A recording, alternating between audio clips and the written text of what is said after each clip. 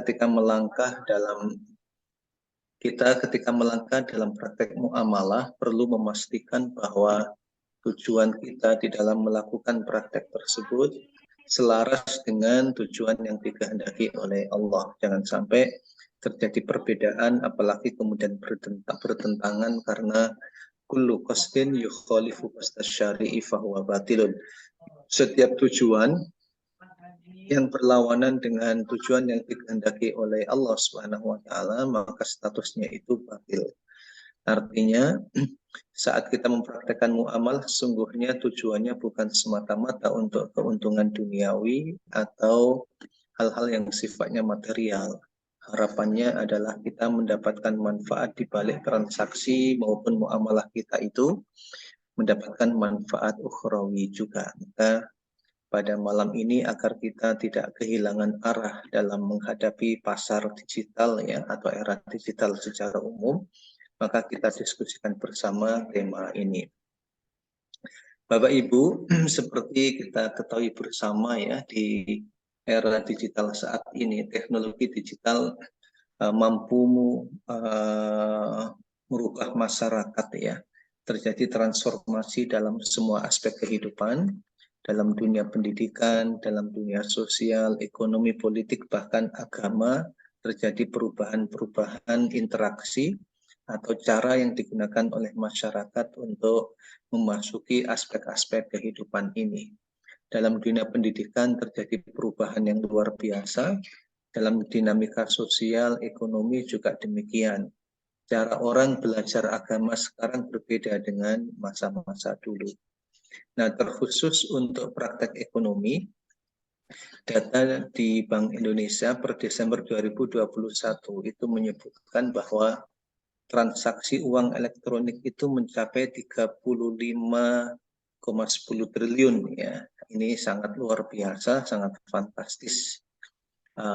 Hanya saja perkembangan ini seharusnya membuat kita khawatir ya, Kenapa demikian? Di antaranya begini. Nah, ini saya mengutip dari penelitian yang pernah ditulis oleh Nurbeti Manik dan Wayan Suhadana. Di situ disebutkan bahwa 90% produk-produk marketplace itu merupakan barang impor. Bahkan juga mayoritas masyarakat Indonesia yang berbisnis, mereka sebagai trader ya, bukan sebagai produsen.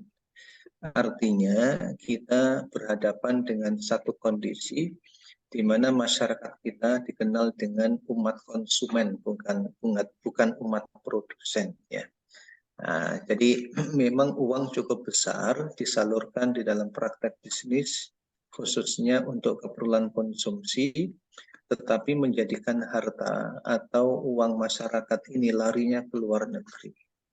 Kalau konsepnya Ibnu Ashur itu ada yang disebut dengan hifdul mal. Kalau konsep-konsep sebelumnya, hifdul mal itu dikaitkan dengan keuangan individu, keuangan pribadi. Tapi Ibnu Ashur melihat secara sistemik ya, keuangan umat, harta umat perlu dijaga. Jangan sampai harta umat ini keluar, tetapi tidak ada imbalan yang berarti yang diterima. Nah, artinya ketika posisi kita sebagai seorang konsumen, kita perlu berhati-hati juga ya. Sebetulnya panduan dan pedoman Al-Quran sudah ada. Makanlah, minumlah, tapi jangan berlebih-lebihan. Nah, di sini kemudian formula tidak berlebihan dalam konteks belanja menggunakan media digital. Ini perlu dipahami oleh kaum muslimin, oleh masyarakat, oleh bangsa kita secara umum, agar harta yang dimiliki itu tidak lari ke luar. Itu kalau posisi kita sebagai seorang konsumen. Nah, kalau posisi kita sebagai seorang produsen, nah ini juga data tadi menyebutkan kalau orang Indonesia yang berbisnis menggunakan marketplace dan lain sebagainya, ya kebanyakan mereka sebagai pedagang, sebagai penjual. Barangnya dari mana? Kebanyakan barang dari luar negeri. Nah, di penelitiannya Nurbeti itu juga disebutkan pada tahun 2018 itu kesertaan UMKM dengan dalam marketplace itu sangat-sangat minim, sekitar 8% saja. Nah, tentu sekarang mungkin ada peningkatan ya, tetapi para produsen Muslim itu perlu memahami begini, memahami tujuan aktivitas produktifnya. Jadi tujuan aktivitas produktif seorang Muslim itu, ketika kita melakukan aktivitas produktif, paling tidak tujuannya itu dua. Yang pertama adalah untuk mendapatkan tamamul kifayah lil fardi. Kalau dikaitkan dengan penghasilan, penghasilannya itu mencapai peringkat tamamul kifayah. Tamamul kifayah ini peringkat tertinggi ya. Kalau ada namanya hadul kifayah, ini ditulis oleh Yusuf Qaradawi di dalam kitab Daurul Qiyam wal Akhlaq. Ada hadul kifayah, ada tamamul kifayah, ada tarof. Tarof itu sikap hidup yang hedonisme ya. Semakin besar pendapatan atau berpola hidup bergaya hidup mewah dan biasanya jauh dari ajaran Allah Subhanahu wa taala. Dan yang demikian dilarang. Tapi yang didorong itu adalah tamamul kifayah, tingkat tertinggi untuk mencukupi kebutuhan diri dan kebutuhan orang-orang yang menjadi tanggungannya. Tetapi ketika kita melakukan aktivitas produktif, orientasinya bukan untuk kepentingan pribadi dan keluarga saja. Nah, tetapi ada yang diistilahkan dengan al-iktifa'u al-dzati lil ummah. Kemandirian umat ya, kemandirian umat. Kalau dulu diistilahkan dengan swasembada dan sebagainya. Nah, artinya teknologi digital perlu dimanfaatkan secara bijak oleh Muslim sebagai konsumen dan juga perlu dimanfaatkan dengan baik oleh Muslim sebagai produsen. Kalau sebagai konsumen tadi, ya ada batasan-batasan kulu washrabu wala tusrifu, ya, dan juga menjaga aset umat agar tidak lari keluar tanpa ada imbalan yang berarti.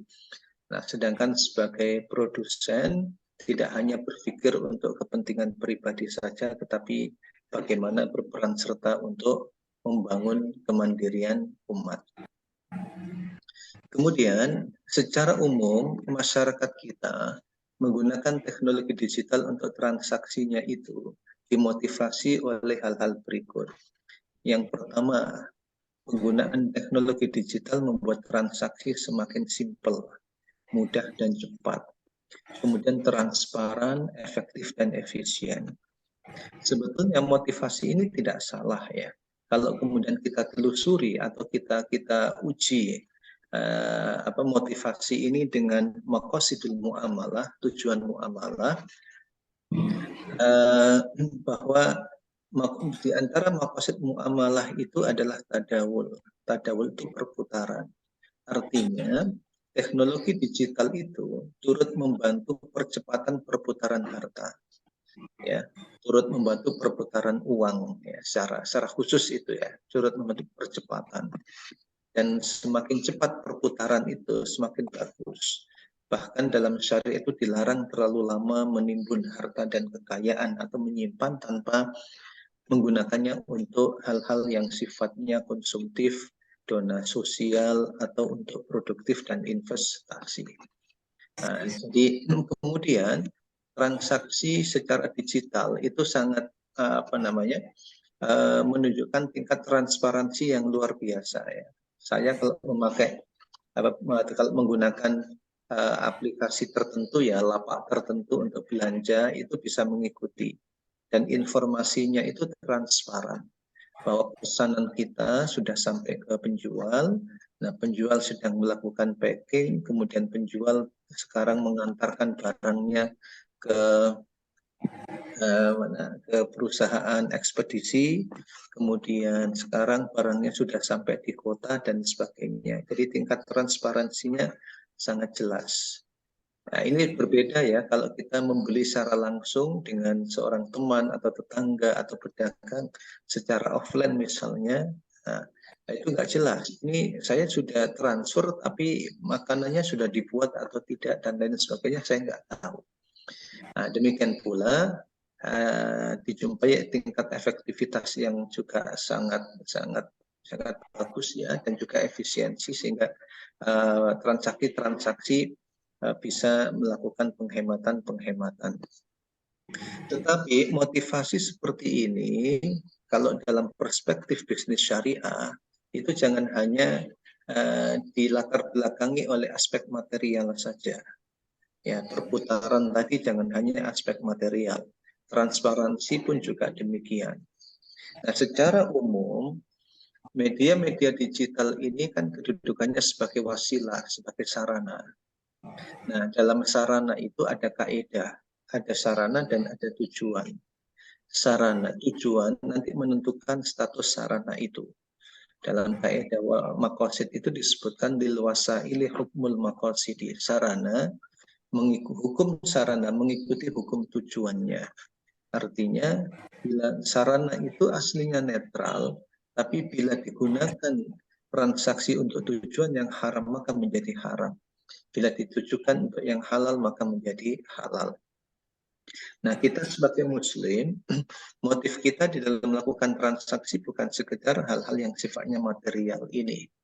Tetapi penting kiranya kita tetap menjaga religiusitas di era digital ini, terutama dalam praktek ekonomi ya.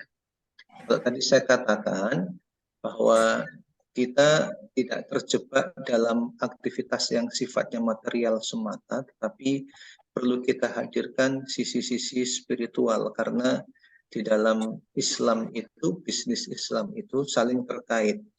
Akidah terkait dengan ibadah, akidah terkait dengan muamalah, ibadah terkait dengan muamalah, akhlak terkait dengan muamalah, terkait dengan ibadah, terkait dengan semua aspek kehidupan, ya. Sehingga ada tawaran. Tawarannya apa? Tawarannya adalah di dalam penggunaan teknologi digital itu, ya, baik sebagai produsen maupun sebagai konsumen, yang harus diperhatikan adalah hal-hal berikut. Ya, kembali kepada makna yang dikandung oleh kata iktisad itu. Ada tawasud. Tawasud itu pertengahan, ya. Ada tawasud pertengahan, moderat.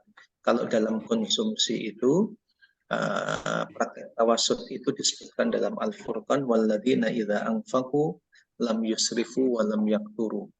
Tidak berlebih-lebihan dan juga tidak kikir, tetapi pertengahan di antara keduanya. Kemudian ada tawazun. Tawazun ini keseimbangan. Nah, keseimbangan ini terkait dengan alokasi dana ataupun harta yang dimiliki. Kalau ajaran sunnah Nabi, alokasi yang tepat itu ada sebagian untuk konsumsi, ada untuk donasi, dan ada untuk investasi. Ada praktek belanja yang tidak seimbang. Dr. Muhammad Khair Asy'al itu beliau menceritakan tentang survei yang pernah dilakukan oleh Kementerian Perencanaan Kuwait, ya. Nah, jadi survei yang dilakukan itu berkenaan dengan tren belanja rumah tangga. Nah, sebetulnya rumah tangga itu tren belanjanya ke arah mana? Nah, didapati hasil begini. Kalau orang-orang Kuwait atau keluarga Kuwait, mayoritas uangnya itu digunakan untuk belanja hiburan. Nah, sedangkan kalau orang Itali, belanjanya itu lebih diarahkan untuk kuliner. Sedangkan orang Jepang, pengeluaran rumah tangga terbesar itu untuk pendidikan. Adapun orang Amerika, pengeluaran keluarga terbesar itu untuk transportasi dan komunikasi. Yang menarik adalah ungkapan yang disampaikan oleh Dr. Muhammad Khair Asy'al, beliau mengatakan begini, bahwa belanja konsumsi saat ini akan menentukan masa depan.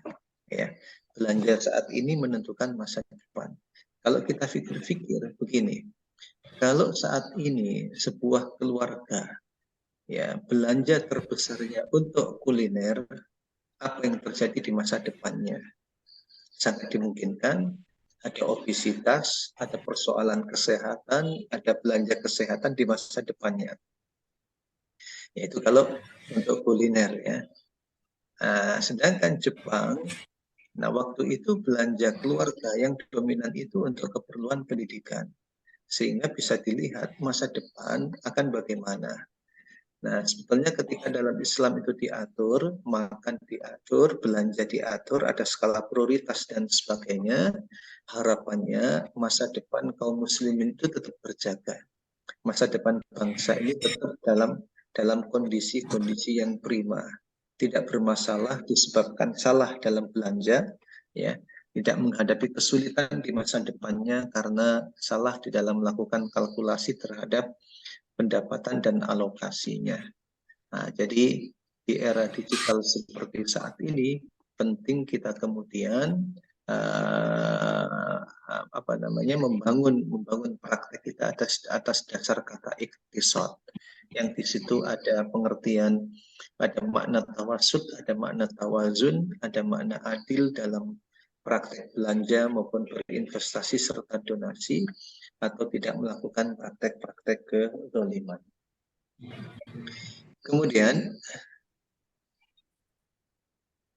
kalau tadi muncul persoalannya adalah bahwa kita berhadapan dengan kondisi belanja konsumtif cukup besar. Ya, kalau dilihat dari tren belanja kaum muslim di dunia, di Indonesia ini atau orang muslim Indonesia itu jajannya atau belanja konsumtifnya itu cukup besar untuk makan dan minumnya. Nah, ini tantangan tersendiri ya, tantangan tersendiri bagaimana merubah kehidupan atau pola hidup itu dari umat konsumen menjadi umat produsen. Nah, tentunya penting kita melihat ajaran agama.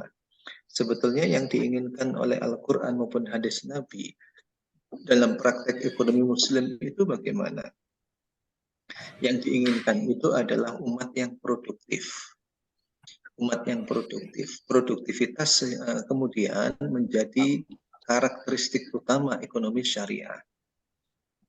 Jadi ekonomi syariah itu diantara cirinya itu adalah produktivitas.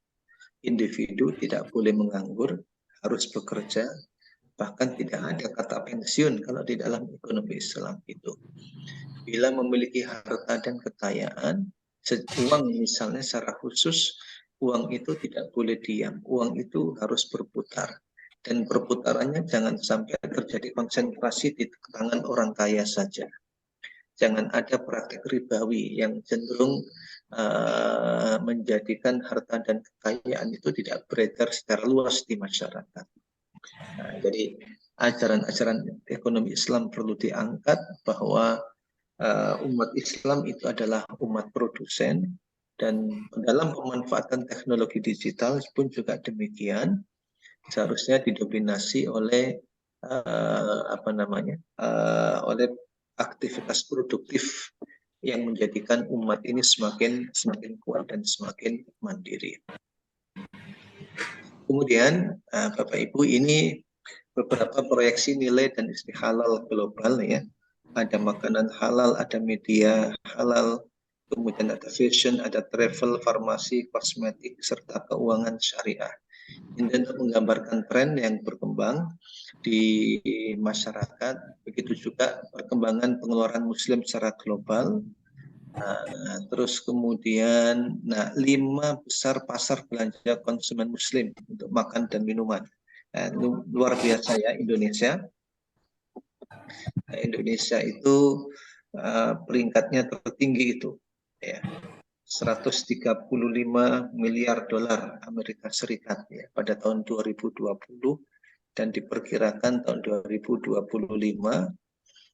204 miliar dolar Amerika Serikat. Wah, ini sepertinya bisnis makan dan minum ini cukup menjanjikan, meskipun fakta di lapangan ternyata banyak warung-warung yang kukut istilahnya begitu ya.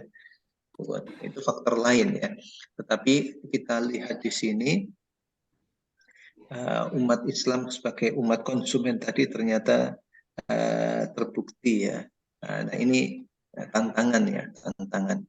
Selanjutnya, kalau tadi saya sampaikan bahwa dalam tren digital tadi perlu menghadirkan religiositas di dalam aktivitas produktif maupun juga dalam aktivitas konsumtif ya. Di antara makna lain yang juga perlu diperhatikan itu adalah membangun budaya halal atau mempertahankan budaya halal. Nah, budaya halal tetap dijaga meskipun kita menggunakan tadi transaksi digital dengan mengedepankan aspek kemudahan, efektivitas, transparan, dan sebagainya. Khawatirnya begini, khawatirnya Muslim itu tidak lagi menghiraukan tentang apakah ini halal atau tidak. Yang penting dilihat harganya murah, ya, harganya murah dilihat, apalagi kemudian juga bisa memanfaatkan fasilitas-fasilitas diskon dan sebagainya. Nah, ini perlu berhati-hati juga ya, karena halal yang patut untuk dijaga itu dimensinya luas ya. Dimensinya apa saja? Dimensinya ini. Ya, harapannya ya budaya halal ini terbangun berupa apa saja? Halal modal. Ya, halal modal. Nah, ini perlu mengingatkan bahwa hati-hati dengan pinjol ya. Hati-hati dengan pinjaman online yang biasanya berbasis ribawi. Bahkan prakteknya itu sangat kejam. Satu orang yang hutang, tapi yang ketika terjadi saat jatuh tempo yang ditagih bukan hanya yang berhutang, tapi satu keluarga, satu kampung, satu warga netizen yang terekam di HP pihak debitur itu bisa ditagih semuanya ya.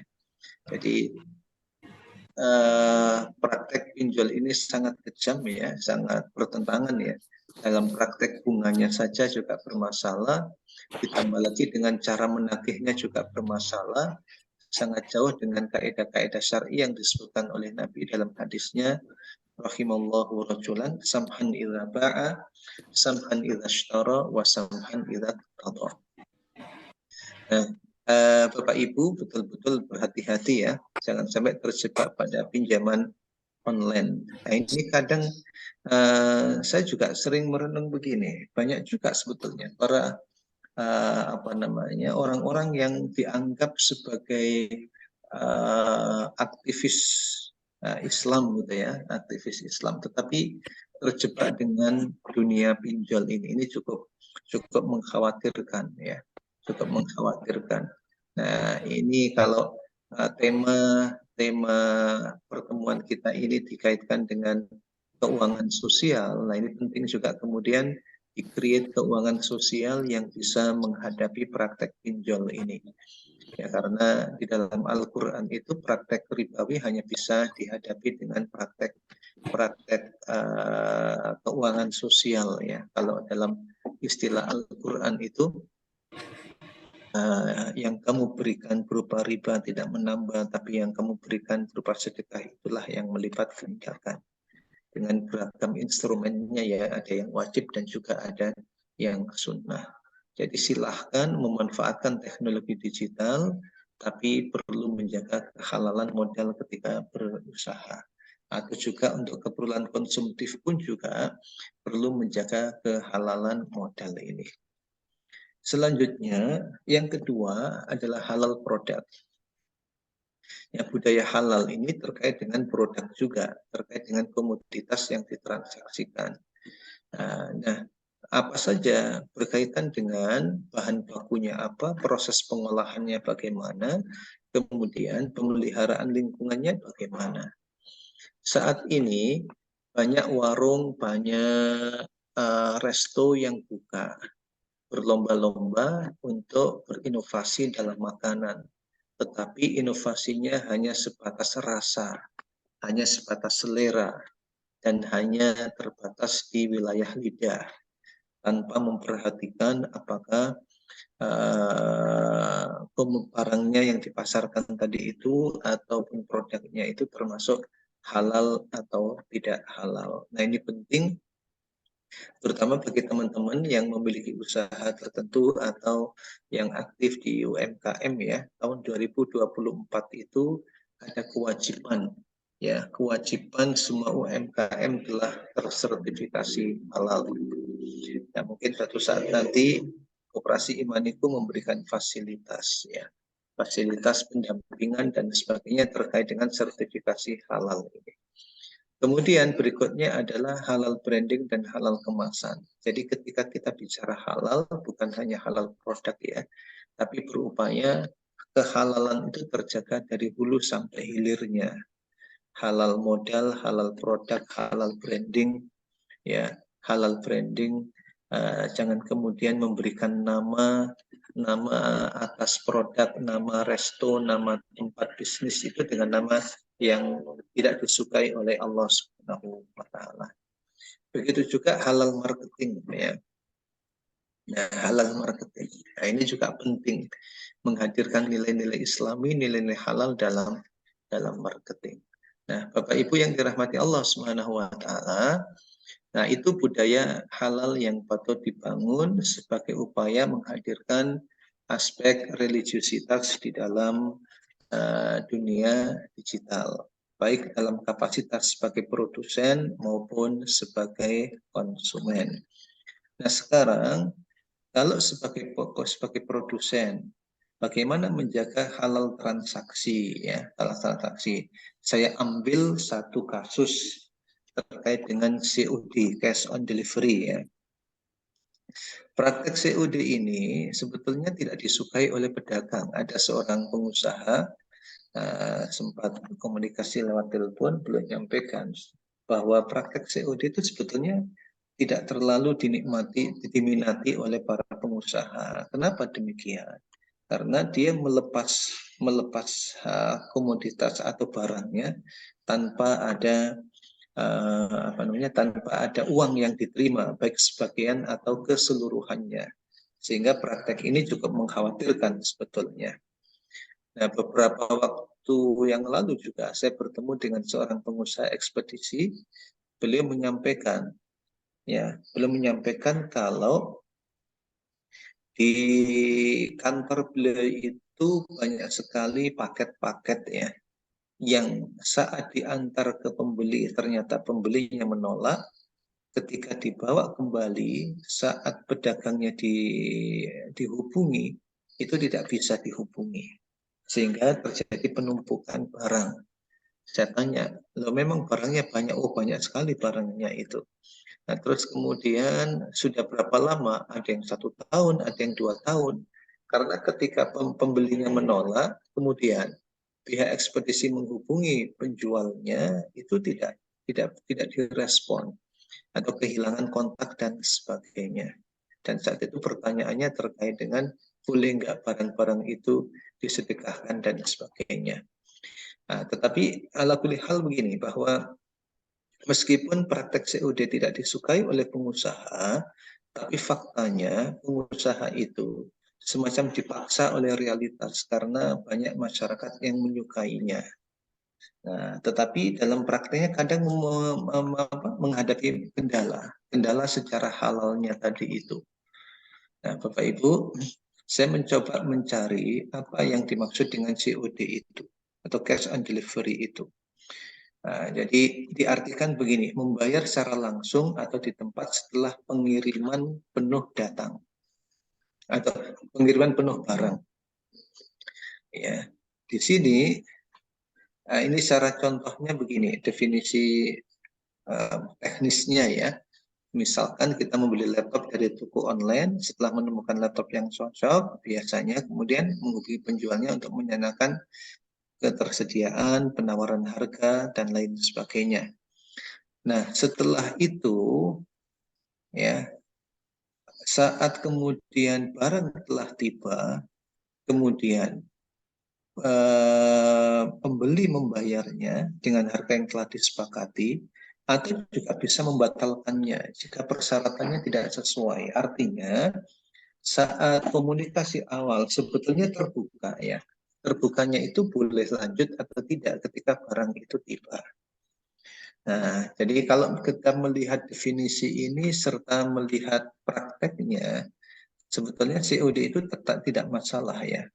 Karena apa? Karena lihat definisi aslinya. Ya, terlihat di situ bahwa pada tahap awal komunikasi yang terjadi itu bukan transaksi, tetapi yang terjadi itu adalah janji, bukan akad. Secara fikih itu dibedakan antara janji serta akad. Ya, walaupun demikian, boleh jadi terdapat praktek COD di mana penjual dan pembeli telah melakukan akad bersifat mengikat, padahal dua objek transaksi belum ada dan belum tersedia. Nah, sebetulnya praktek ini tidak hanya dilakukan dalam praktek digital ya. Dalam keseharian kadang ada orang telepon temannya misalnya, saya mau beli kue. Oke, jadi kue belum dibuat, uang juga belum ada, tetapi kemudian telah terjadi kesepakatan. Saat itu memang muncul masalah karena ketika akad terjadi, uang tidak ada, barang juga tidak ada. Di sini potensi horornya sangat dominan dan sangat luar biasa. Nah, karena itu apa namanya, praktek COD yang agak bermasalah ini perlu kemudian dilakukan tasfih, ya, dilakukan tasfih. Baik untuk Bapak Ibu sebagai pedagangnya atau sebagai pembelinya. Ya. Maaf Mas Saifuddin, masih berapa menit lagi saya menyampaikannya? 15 menit. 15 menit lagi. Oke. Nah, sehingga praktek COD itu perlu perlu ditaskhih istilahnya ya. Ditaskhih. Bentuk taskhihnya bagaimana? Pertama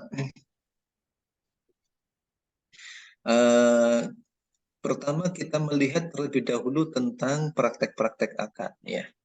Praktek akad jual beli itu ada beberapa pola. Pola pertama adalah uang dan barang ada.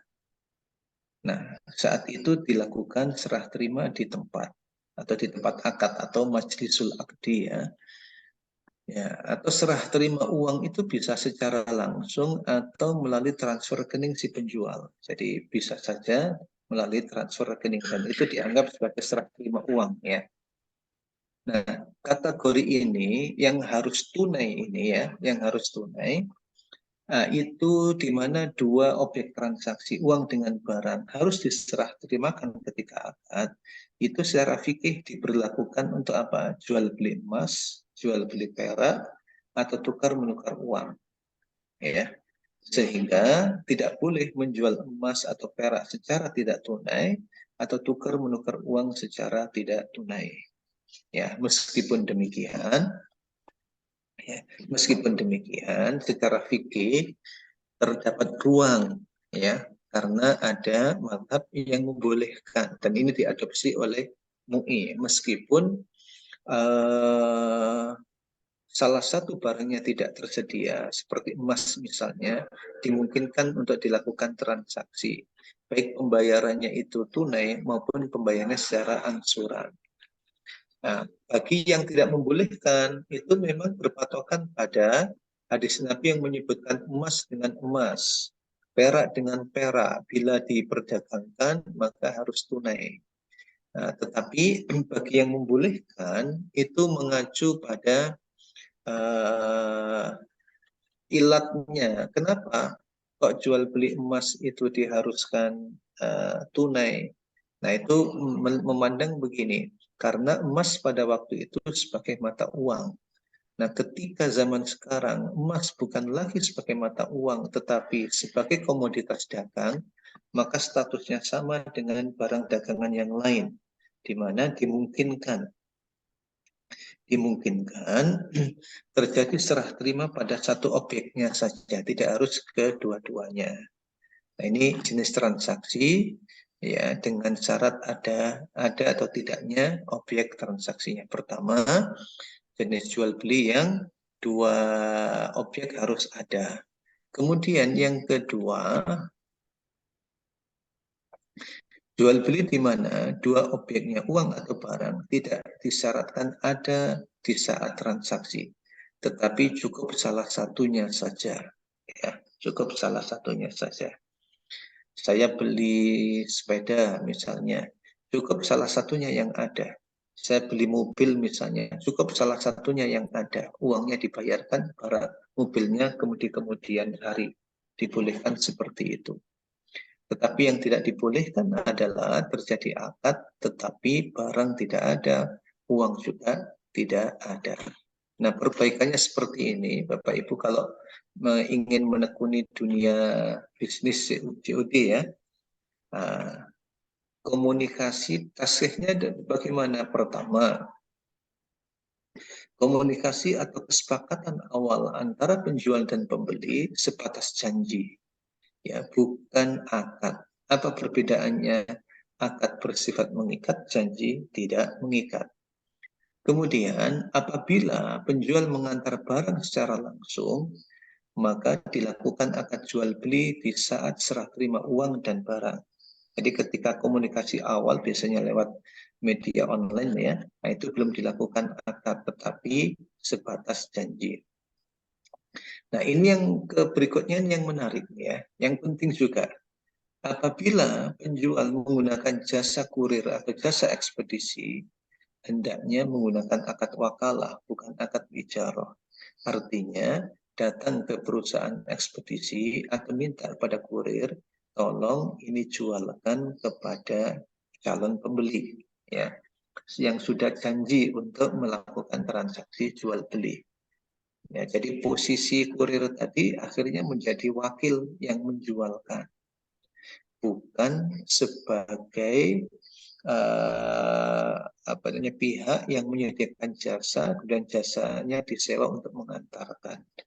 Nah ini sebagai salah satu upaya menjaga halal transaksi dalam kapasitas sebagai produsen. Kalau sebagai konsumen, dan sekarang ini cukup marak ya, transaksi menggunakan e-money yang di top up sebagai saldo di beberapa aplikasi itu. Bagaimana? Nah, terkait dengan top up ini, metode yang saya coba hadirkan itu adalah pertama, menghadirkan beberapa pandangan atau beberapa pendapat tentang status top up itu. Nah, di sini paling tidak ada 4 pendapat. Ada 4 pendapat. Satu, pendapat yang menyebutkan bahwa top up itu merupakan ijarah mausufah fil dhimmah, sewa inden. Yang kedua, ada yang mengatakan ijarah itu akad sorf, top up itu akad sorf, tukar menukar uang. Uang biasa ditukar dengan uang digital. Yang ketiga, berpandangan bahwa akadnya adalah akad wadiah, ya, akad wakaf titipan. Terus kemudian yang keempat adalah akad qard. Nah, ini paling tidak 4 pendapat terkait dengan top up tadi itu. Top up di sini itu sebetulnya kan bermacam-macam ya.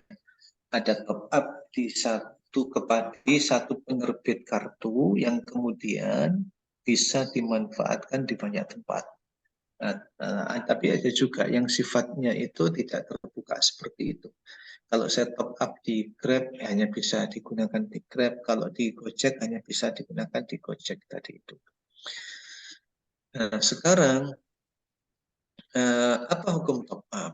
Ya, ini yang saya maksud adalah top up di aplikasi-aplikasi tertentu ya. Kalau top up untuk tol lain lagi ya, lain lagi. Saya punya, misalnya saya punya kartu e-tol. Saya top up di perbankan yang menerbitkan e-tol tadi, kemudian saya gunakan bukan di bank itu, tapi saya gunakan di tempat yang lain saat saya memasuki gerbang pintu tol. Saya gunakannya di situ. Nah, jadi kalau misalnya praktek tadi e-tol tadi itu ada diskon dan lain sebagainya, nggak jadi masalah, karena yang lebih dekat dengan kasus itu adalah kasus apa namanya, sorf ya, menukar uang biasa dengan uang digital. Tetapi hadirin yang dirahmati Allah Subhanahu wa taala, kalau top up yang dilakukan di beberapa aplikasi atau lapak tertentu yang kemudian mendapatkan tambahan manfaat atau imbalan manfaat, nah ini perlu berhati-hati ya. Nah, ketika di kalangan peneliti atau ulama kontemporer menyebutkan 4 jenis akad tadi secara berbeda-beda, nah ini perlu diuji mana yang paling tepat, mana yang lebih mendekati ya, mana yang lebih mendekati. Sekarang kita uji terlebih dahulu. Kalau akadnya ketika saya top up di Gojek atau di Grab misalnya, dianggap sebagai ijarah mausufah fil dhimmah, sewa atas jasa, di mana jasa itu saya terima di kemudian hari. Atau top up itu saya gunakan di suatu saat nanti.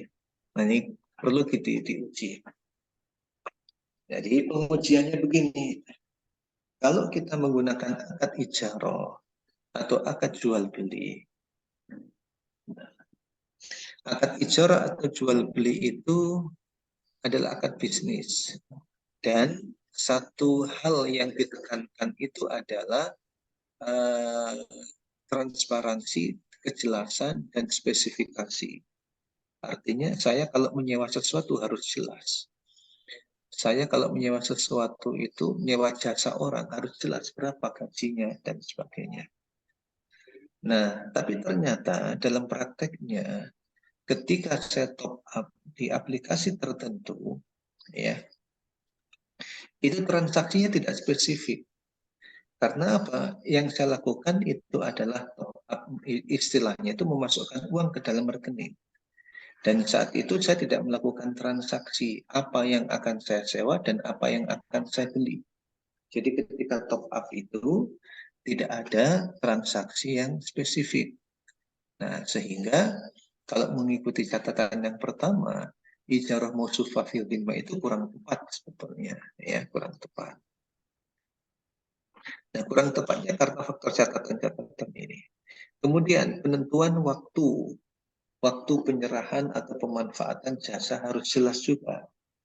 Ya, kalau saya sewa jasa antar dari rumah ke kampus misalnya, berapa harus jelas, kapan digunakannya juga jelas, ya, kapan digunakan jasa itu harus jelas. Tapi prakteknya kan dinamis ya, prakteknya dinamis. Artinya berdasarkan catatan-catatan ini, maka kurang tepat bila top up itu dikaitkan dengan ijarah mausufah fil dhimmah. Kemudian yang kedua, coba kita uji ya, pendapat yang menyebutkan saat kita top up hakikatnya adalah akan menukarkan uang biasa dengan uang digital. Nah, tetapi hal ini berhadapan dengan catatan begini. Saldo GoPay misalnya, kalau memang disebut sebagai mata uang, seharusnya berlakunya itu umum. Artinya, kalau saya top up di Gojek misalnya, seharusnya bisa dong. Saya gunakan di Grab, saya gunakan di Indomaret, saya gunakan di tempat yang lain. Karena dianggap sebagai mata uang. Nah, mata uang itu syaratnya harus diterima secara umum. Ya, dan ini beberapa catatan yang sebetulnya agak berat kalau kemudian top up itu akadnya adalah akad shorof. Berikutnya ada yang berpandangan akadnya adalah akad wadi'ah. Wadi'ah itu adalah titipan. Jadi saya ketika top up itu menyerahkan, saya titipkan uang kepada saya titipkan uang kepada penerbit dompet digital itu ya, penerbit saya titipkan. Tapi ada konsekuensinya, kalau akadnya adalah wadi'ah, maka tidak boleh ada keuntungan-keuntungan yang dijanjikan. Nah, yang keempat, qard. Nah, ini lebih berat lagi. Lebih berat lagi. Kalau qard, berarti saya ketika top up itu menghutangi Grab atau menghutangi Gojek. Kalau akadnya qard menghutangi berarti tidak boleh menjanjikan manfaat, tidak boleh menjanjikan diskon dan sebagainya. Nah, itu tadi pada tahapan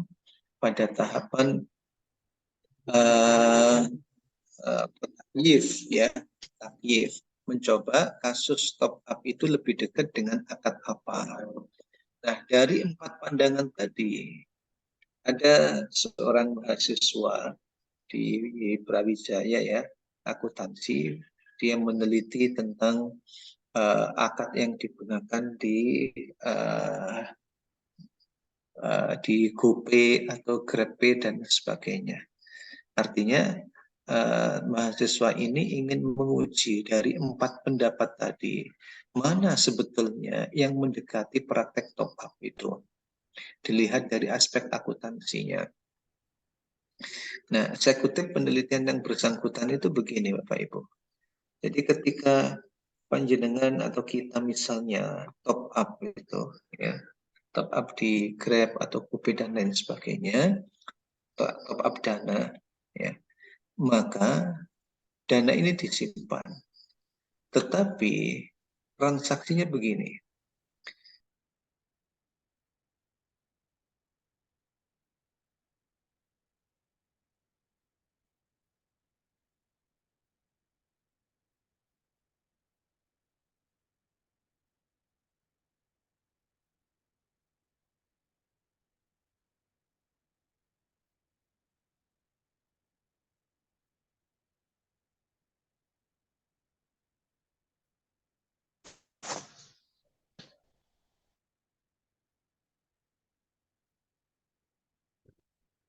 Mohon maaf, Ustaz.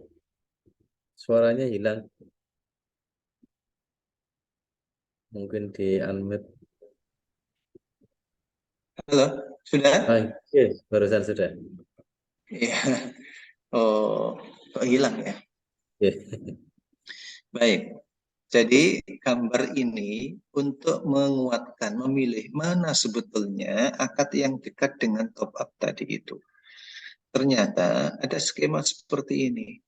Bapak Ibu ketika top up, itu di GoPay ini kemudian terikat dengan aturan Bank Indonesia, yaitu 70% digunakan untuk ini, untuk 30% untuk giro, menambah akun aset lancar berupa rekening giro, dan sebagai surat berharga, menambah akun aset lancar berupa surat berharga.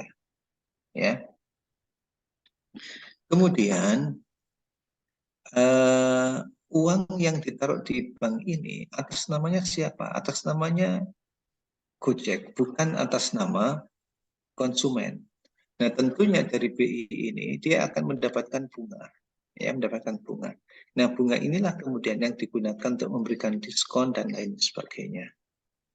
Berikutnya ada wawancara yang dilakukan oleh peneliti ya dengan pihak keuangan salah satu perusahaan digital ini. Nah, ada informasi yang didapatkan begini bahwa ketika uang yang di top up ini belum digunakan oleh konsumen, maka statusnya dianggap oleh GoPay dan lain sebagainya itu sebagai kewajiban. Kalau sebagai kewajiban, maknanya uang konsumen yang di top up itu dihutang oleh GoPay, ya, dihutang. Nah, karena dihutang, maka dari 4 pendapat tadi, ya, 4 takyif tadi, yang paling dekat adalah akad qard. Dengan demikian, karena akad qard yang merupakan akad sosial, seharusnya tidak ada janji, bonus, tidak ada pemberian diskon dan sebagainya, karena hal itu dianggap sebagai manfaat yang diterima karena pihak konsumen itu menghutangi GoPay atau menghutangi GrabPay. Nah, Bapak Ibu, artinya apa? Artinya di era digital ini belanja perlu dijaga, ya. Belanja perlu menjaga aspek religius, terutama membangun budaya halal yang luas tadi itu. Halal bahan, halal produk, halal modal, halal produk, halal branding, halal marketing, halal transaksi dan sebagainya. Wallahu a'lam bishawab. Saya kira itu yang, mohon maaf ya agak cepat karena waktunya sangat terbatas ya. Tapi paling tidak semoga bisa memberikan gambaran ya apa yang harus kita lakukan dengan budaya dengan budaya digital saat ini yang berkembang. Allahu a'lam bishawab. Saya kembalikan ke Pak Saifuddin.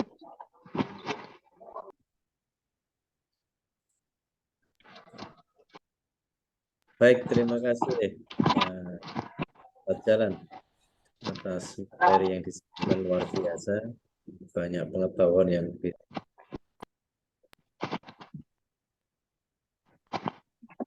serta hal-hal yang harus kita terapkan di dalam kehidupan sehari-hari ini.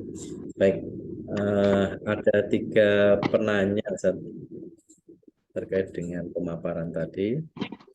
Yang pertama terkait bagaimana cara kita agar bisa mendapatkan semua hal-hal yang halal, mulai dari pendanaan, manajemen, dan produk.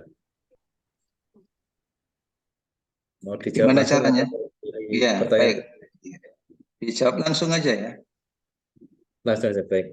Ya, baik. Caranya adalah bergabung dengan imaniku. Itu ya Pak Saifuddin ya.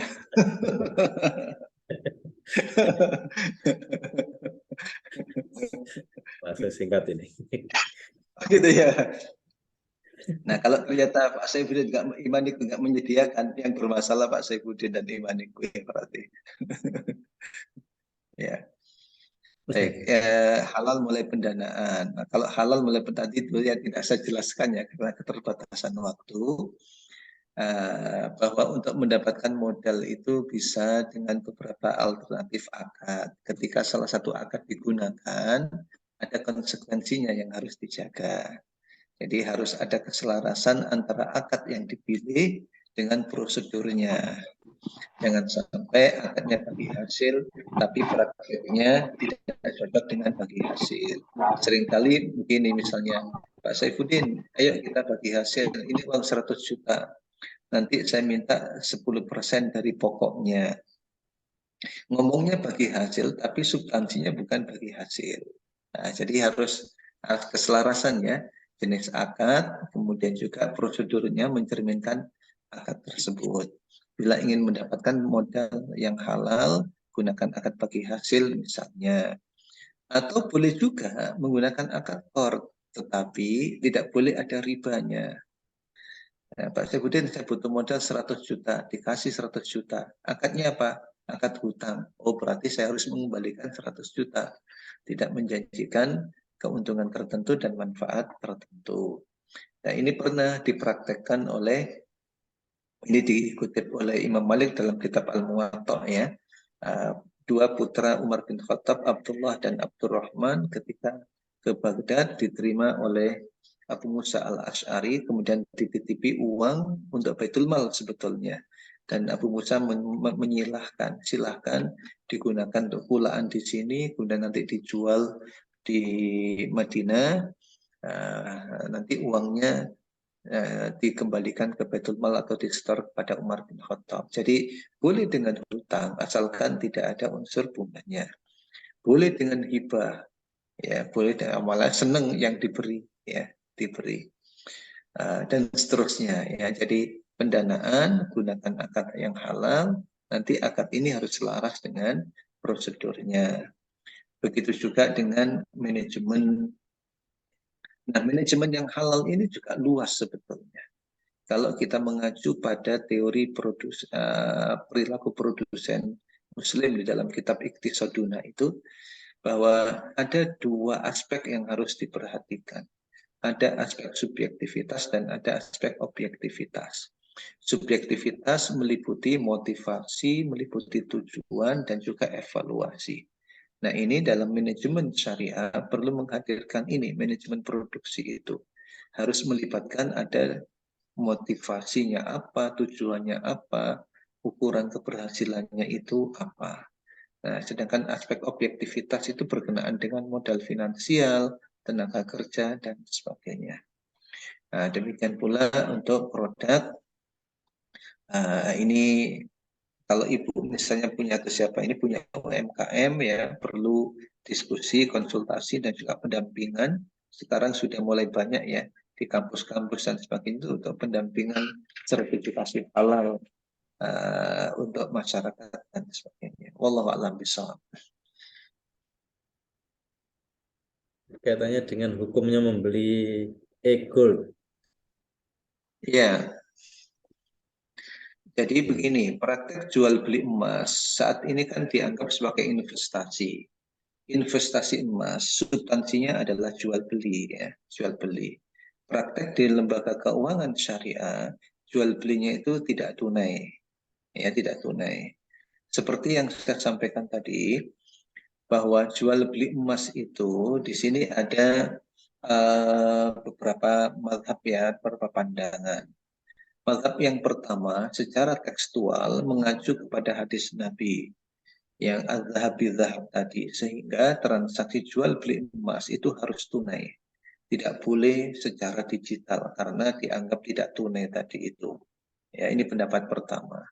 Pendapat yang kedua, nah, itu memilah emas sebagai mata uang atau emas sebagai non mata uang. Kalau emas berupa mata uang, ya, maksud uang itu adalah memenuhi syarat sebagai uang, kemudian berlaku umum dan sebagainya, maka harus dilakukan secara tunai. Bila bukan berupa uang, maka jual beli emas itu boleh dilakukan meskipun tidak secara tunai. Nah, yang dipraktekkan di beberapa bank syariah di Indonesia dan juga Pegadaian Syariah itu mengacu kepada fatwa DSN, ya, terkait dengan jual beli emas atau investasi emas. Ya, karena yang dipilih oleh Majelis Ulama Indonesia itu karena emas sekarang kebanyakan bukan sebagai mata uang, lebih dekat ke komoditas, sehingga statusnya sama dengan komoditas-komoditas yang lain, boleh ditransaksikan secara tunai atau non tunai. Ya, tinggal sekarang Pak Syarif, nah, itu memilih mau pendapat yang mana, silahkan. Ya. Yang ketiga, ini minta pendapat atau saran Ustaz, terkait dengan bagaimana menyikapi pola pengeluaran yang lebih arah ke konsumtif, ya, atau konsumsi dibandingkan dengan di pendidikan. Ya. Karena pendidikan masih berhutang ini Ustaz. Ya, wah ini berarti perlu materi tentang daurah al-iktisad al-manzili ini. Jadi perlu membahas tentang ekonomi rumah tangga, ya, ekonomi rumah tangga, perspektif ekonomi Islam, ya. Dikaitkan dengan belanja itu kan memang ada aturan-aturan, ya, ada konsepsi skala prioritas. Ya, tentunya sebagai seorang Muslim, ketika membelanjakannya itu berdasarkan skala prioritas, mana yang manfaat sesaat dan mana yang manfaat jangka panjang. Tentunya manfaat jangka panjang diutamakan. Kalau yang terjadi ini pola pengeluaran masih ke arah konsumsi makan dan minum dibanding dengan pendidikan. Nah, ini perlu dilihat dulu, ya. Kalau misalnya memang pendapatannya pas-pasan, saya kira wajar, ya. Kalau pendapatannya pas-pasan, maka prioritasnya untuk kebutuhan yang paling pokok. Tapi ketika diberi kelapangan rezeki, ya jangan harta itu dihabiskan untuk konsumsi, untuk makan dan minum. Perlu ada yang dipersiapkan untuk pendidikan maupun juga hal-hal yang lain untuk menguatkan kehidupan pribadi dan juga kehidupan rumah tangga sehingga tidak bergantung kepada orang lain. Ya, kan kita diingatkan oleh Nabi untuk berhati-hati dalam berhutang, ya, meskipun boleh, tetapi perlu berdoa agar oleh Allah dijauhkan dari praktek hutang piutang ini. Wallahu a'lam bishawab. Terakhir Ustaz, yang penanya keempat, yang Oh, tadi masih disampaikan ada. katanya masih satu lagi nih.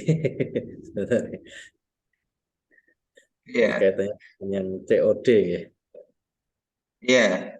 Karena memang di COD itu kan nggak dijelaskan akadnya apa, apakah, dan ini sudah umum terjadi di masyarakat sekitar kita, apakah halal. Iya, ya. COD ini ada yang dilakukan melalui marketplace, ikut lapak tertentu, ada yang dilakukan oleh individu di dalam pasar online ya. Biasanya kan pasar online itu biasanya menggunakan media sosial ya. Kalau marketplace itu biasanya menggunakan aplikasi tertentu, lapak dan sebagainya. Kalau yang media, ada yang dipraktekkan melalui media online, artinya di grup WhatsApp misalnya, ada yang mempraktekkan COD. Dan ini kebanyakan masyarakat itu melakukan transaksi deal penjual dan pembeli ya, meskipun barang belum ada dan uang belum ada. Ini secara fikih bermasalah karena memang hadisnya menyebutkan Rasulullah itu melarang jual beli yang dua objeknya ini tidak ada, yang disilakan dengan al-kali fil kali. Kalau secara konsepsi sebenarnya nggak ada masalah ya, karena ketika komunikasi awal itu bukan dalam bentuk akad, tetapi praktek di masyarakat kebanyakan di awal itu sudah mengakadkan. Ya, sudah terjadi akad ketika uang belum ada dan barang sudah tidak ada. Kalau misalnya tidak menjelaskan akad apa yang dipakai, maka kita lihat aslinya, praktek aslinya bagaimana. Praktek aslinya kebanyakan terjadi transaksi padahal dua objek itu tidak ada. Makanya penting kemudian ya, kalau bagi pedagang besar ya dengan perusahaan ekspedisi tertentu atau kurir tertentu, silakan berakad. Akad kan simple saja sebetulnya, tidak harus dengan tulisan ya.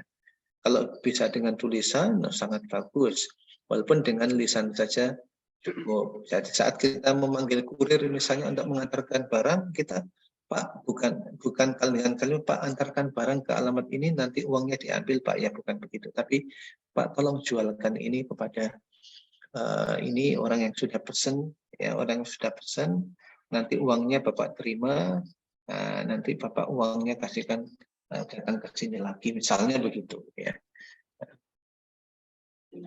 Jadi yang umumnya terjadi itu, walaupun saya tidak bisa mengeneralisir ya, tetapi kebanyakan yang umumnya terjadi itu kurang memenuhi syarat sebagai praktek COD yang dibenarkan. Wallahu a'lam bishawab.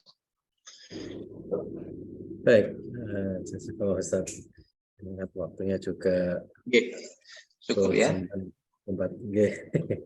Terima kasih banyak, luar biasa materi pada malam hari ini. Menggugah kita terkait dengan transaksi-transaksi digital yang saat ini sudah sangat familiar kita gunakan. Dan kita diingatkan kembali oleh Ustaz Ahmad Jalaluddin terkait dengan waspadaan kita terkait dengan akad-akad yang melekat di dalamnya, apakah sudah sesuai dengan syariah atau belum. Dan ini menjadi PR kita semuanya, bahwasanya dengan kemajuan teknologi kita juga harus memperhatikan ya aspek-aspek yang penting ini, karena ini mengiringi kita ke dalam dunia sehari-hari. Baik, terima kasih Ustaz Ahmad Jalaluddin. Ya. Sebelumnya kita foto bersama dulu nih. Mohon maaf. Baik, bisa di-on-kan kameranya bagi peserta untuk bisa terlihat meriah pada malam hari ini.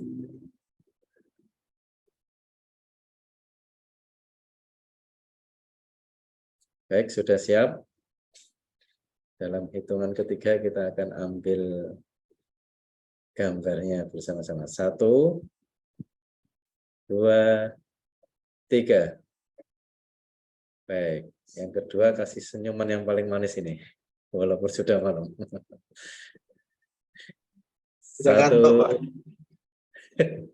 2, 3.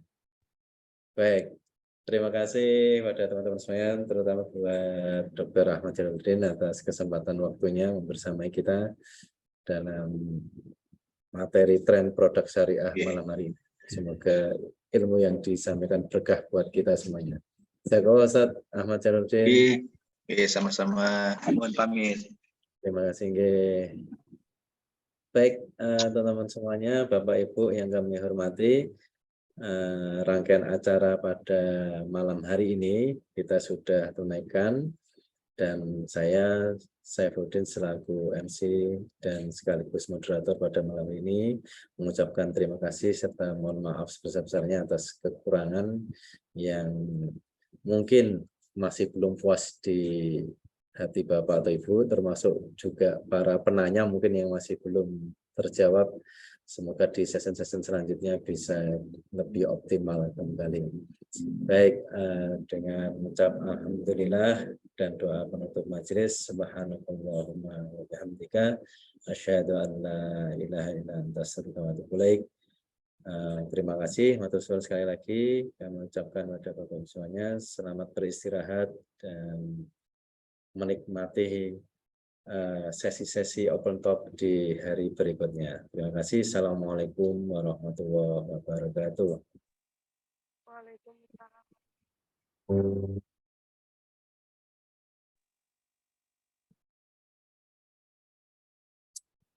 Berawal dari keinginan memberikan kontribusi untuk pengembangan, peningkatan kesejahteraan, serta pemberdayaan ekonomi berkelanjutan bagi anggota perhimpunan.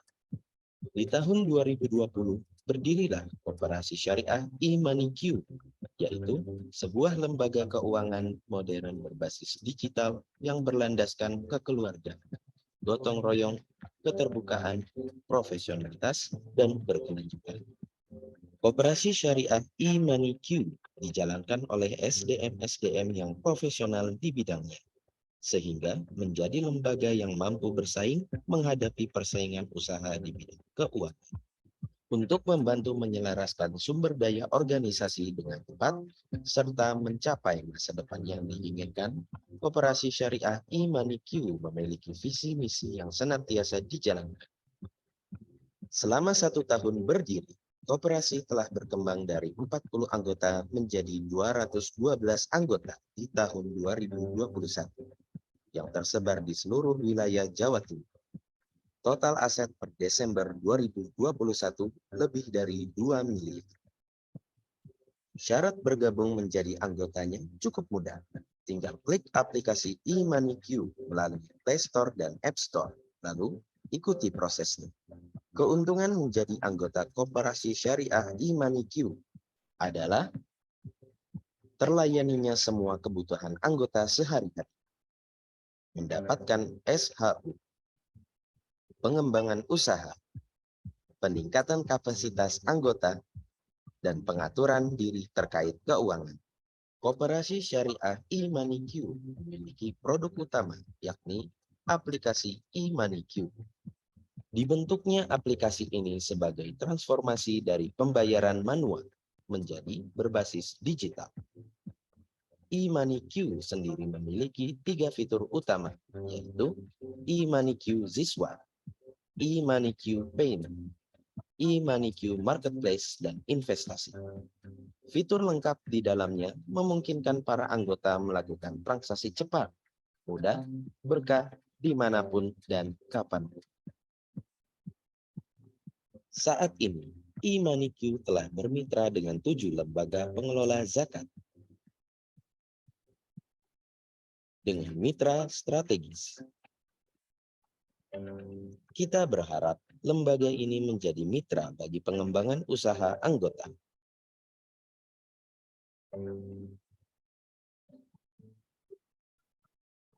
E-Money Q, profesional dan